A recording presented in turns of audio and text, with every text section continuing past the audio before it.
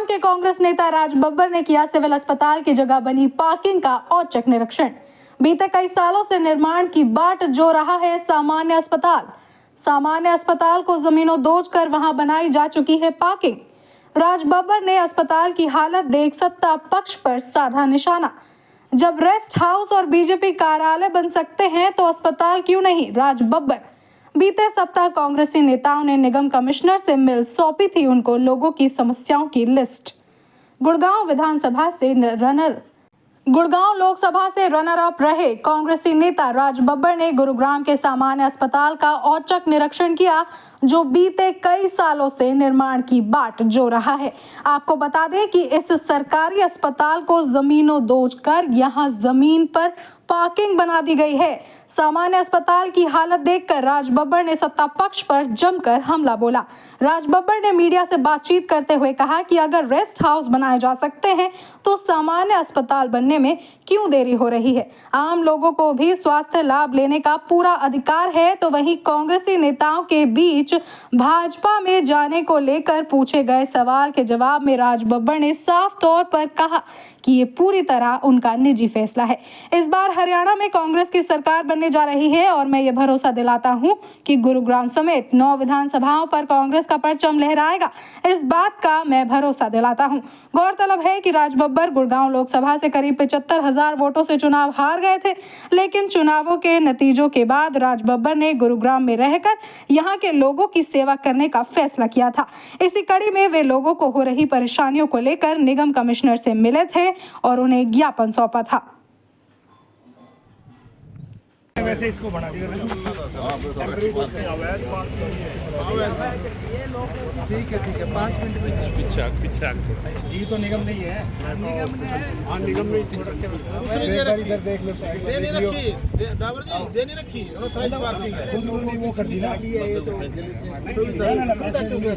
कोई पैसे नहीं, सुविधा क्यों कर रहे हो? सुविधा है जो यूज कर ले।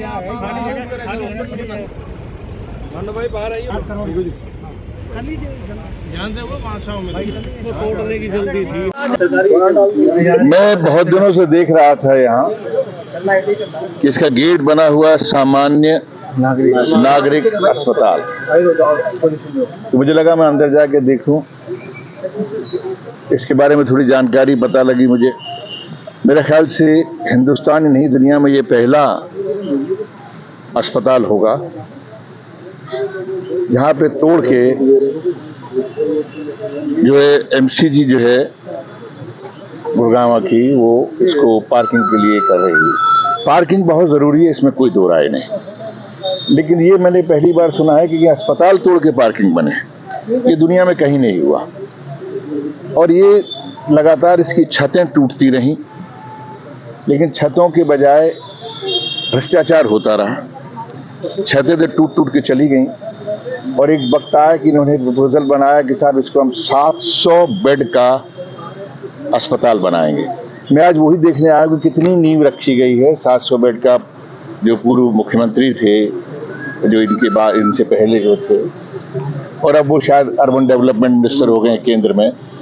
तो मैं जानना चाहता था कि कितने जिम्मेदार व्यक्ति हैं कि जिन्होंने यहाँ पर 700 बेड का अस्पताल अनाउंस करने के बाद में क्या उसके आगे क्या चला, क्या कार्रवाई हुई, क्या यहाँ इस अस्पताल की ज़रूरत नहीं है। और मुझे इसलिए भी इस बात के लिए नज़र आया कि मुझे ज़रूर जाना चाहिए, क्योंकि चुनाव में मैंने ये मुद्दे उठाए थे, यहाँ की जो समस्याएं उनके लेकर मुद्दे उठाए थे, और उन मुद्दों का असर ये हुआ कि मैं जैसे ही मैंने धन्यवाद टूर ख़त्म किया और मैंने यहाँ के अधिकारियों से टाइम मांगा, और मैंने सबसे पहला मुद्दा सफाई का, क्योंकि जो बरसात आ रही है उसके लिए ये तमाम चीज़ें जो हैं इतनी ज़रूरी हैं। ये कहाँ गया पैसा इसका? कि कौन लोग हैं जिन्होंने ये वादे किए, उद्घाटन करके चले गए?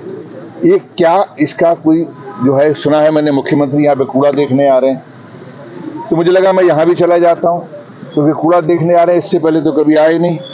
तो जब मैंने मेमोरेंडम दिया, वहाँ पर जो हरकतें हुई प्रशासन में भी और शासन में भी चंडीगढ़, तो मुझे लगा चलो आज यहाँ चला जाता, शायद मुख्यमंत्री महोदय यहाँ भी आ जाएं और देख लें कि यहाँ पर जो सामने एक गेट बना हुआ है जो एक अस्पताल का है और अंदर जो है गाड़ियां खड़ी हैं।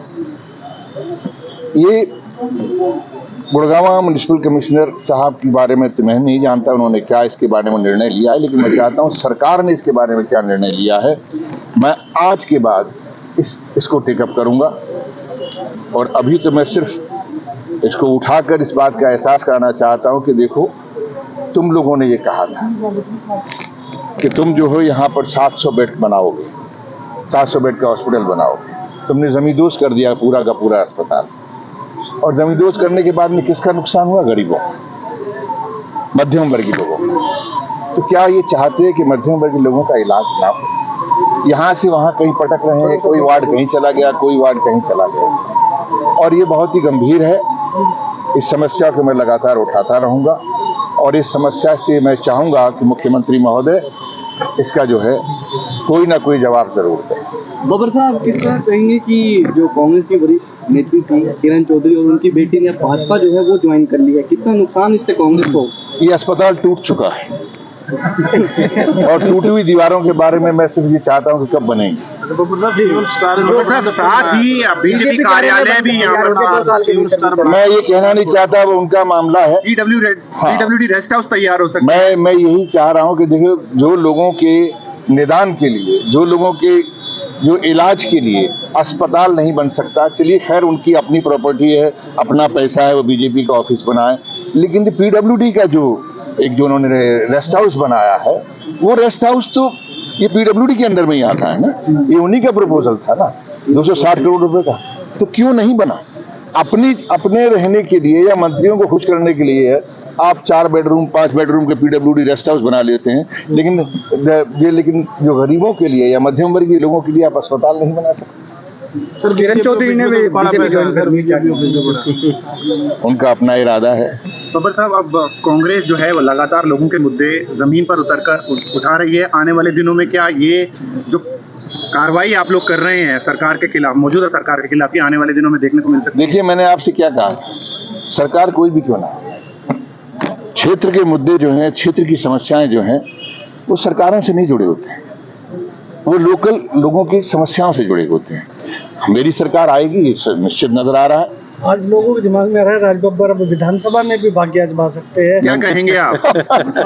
मैंने आज तक कभी ऐसा किया नहीं है और मेरे ख्याल से मैं 27 साल से राजनीति में। जनता की डिमांड हो तो अगर आलाकमान कहे तो मैं वैसे काम कर रहा हूँ ना, मैं वैसे काम करता रहूंगा।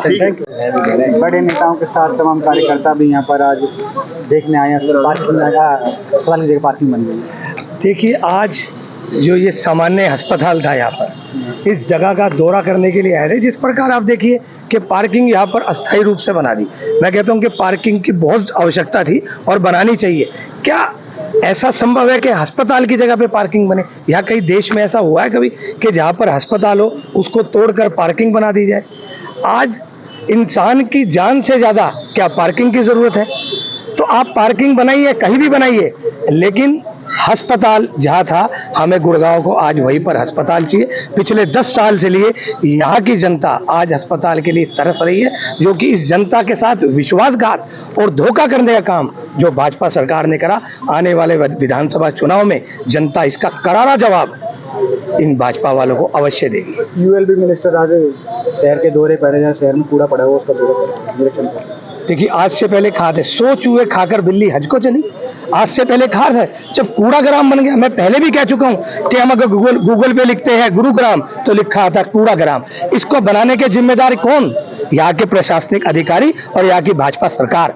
इनकी बदौलत आज जो है कूड़ा ग्राम और कूड़ा सिटी के नाम से हमारा शहर जाना चाहता है। बड़े दुर्भाग्य की बात है। अब आप नींद से जागे, जब चिड़िया चुग गई खेत, अब आप लोग आए यहाँ पर। अब से पहले कहाँ थे? तो कहाँ थे ये अफसर? अब से पहले तो अभी आना हुआ। तो आप समझिए कहीं ना कहीं चुनाव नजदीक है, चुनाव की आहट है। अब इनको पता है कि हमारी सरकार जाने वाली है, तो इस तरीके के ये ड्रामेबाजी करेंगे, लेकिन जनता समझदार है। मैं कहता हूं कि 2 दिन के बाद फिर वही होगा। ये सब सुधार करने की बड़ी सख्त आवश्यकता है हमारे शहर को। आओ हम सब मिलकर, मैं कहता हूं जनता से आह्वान करता हूं, अपने शहर को हम साफ सुथरा बनाएं। दावर साहब, कांग्रेस के वरिष्ठ नेता जो हैं वो कांग्रेस पार्टियों को छोड़ के जा रहे हैं। आज किरण चौधरी और छोटी चौधरी से भाजपा ज्वाइन कर ली, और भी तमाम जो उनके समर्थक हैं, नेता हैं, वो आज भाजपा जो है वो भी ज्वाइन करेंगे। देखिए ये इनका निजी फैसला है, इस बारे में तो मैं क्या कह सकता हूँ कि कितना नुकसान? देखिए कांग्रेस को जहाँ तक नुकसान की बात है, कांग्रेस एक बहुत बड़ा समुद्र है। मैं किसी के बारे में ये नहीं कह सकता कि निश्चित रूप से देखिए हर आदमी का अपना जनाधार होता है, अपने समर्थक होते हैं, कहीं ना कहीं देखिए एक बड़ा सर्कल होता है। तो इस बारे में तो देखिए उनके निजी विचार है, इस बारे में मैं कोई ज्यादा टिप्पणी नहीं करना चाहता।